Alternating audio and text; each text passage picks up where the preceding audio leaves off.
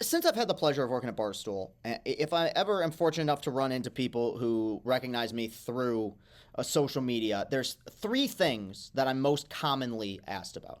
Number one is the Detroit Tigers. Makes sense. It's my team. It's how I got hired. It's the team I talk about the most, team I cover the most. Number two is the dozen. Makes sense. The trivia stuff is huge. I take it very seriously, as you guys have seen.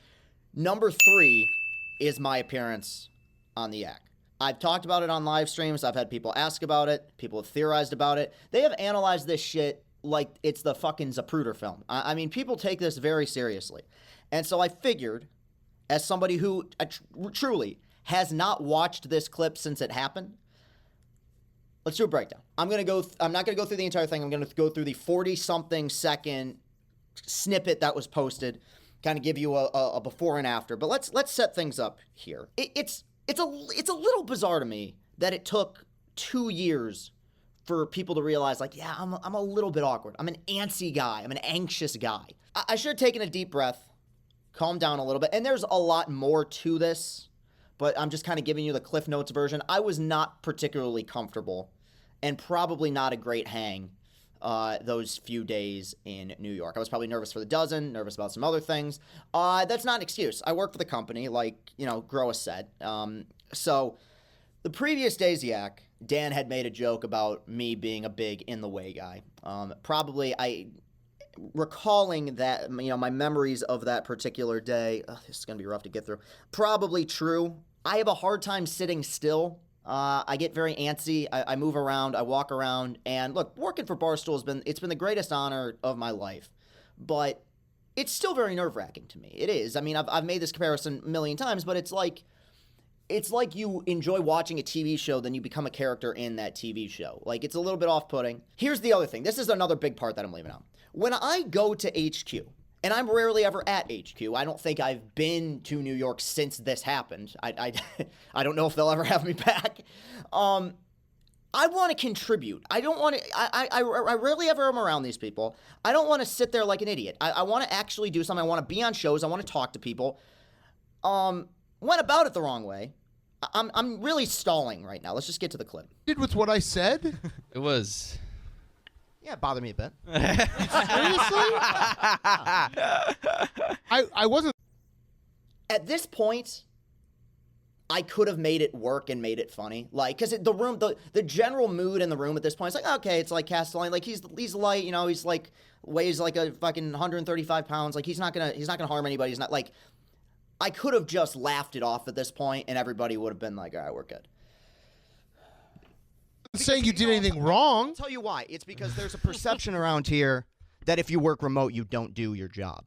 Wait, that's a wild leap from what I said. Yeah.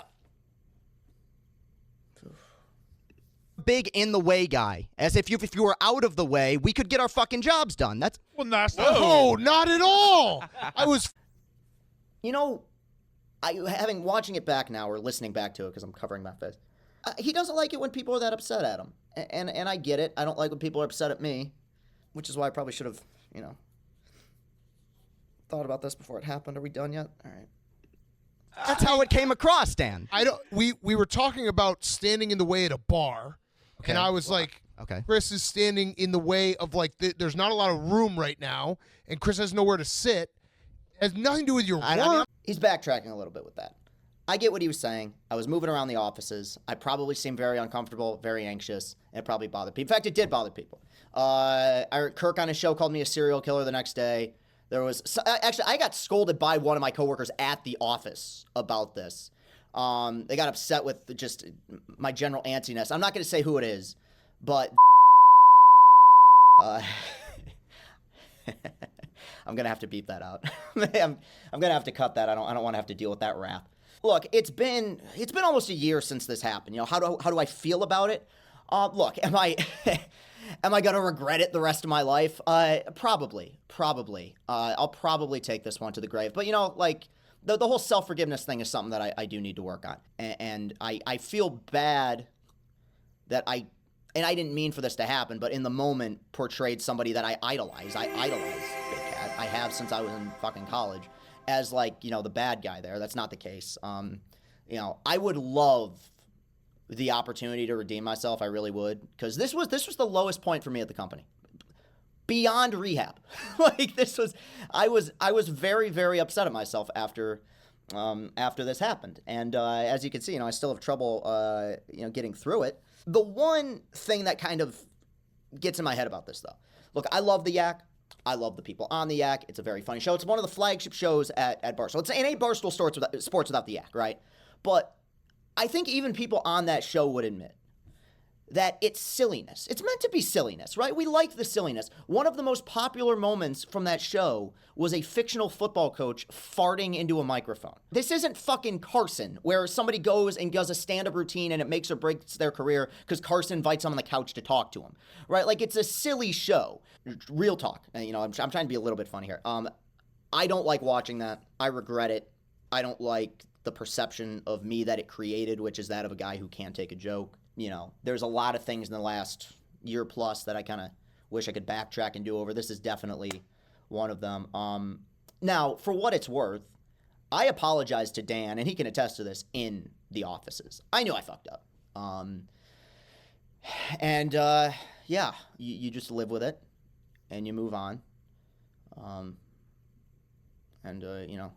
Don't go quietly into this good night, as they say. So hit that like button, hit that subscribe button. Let's get those watch hours up. Let's get those numbers up. We'll be back with more content here real soon. But I feel like I just went to confession. Like my conscience now feels clear. All right, I love you guys. Viva, peace and happiness. I'm just a devil with love to spare. So viva.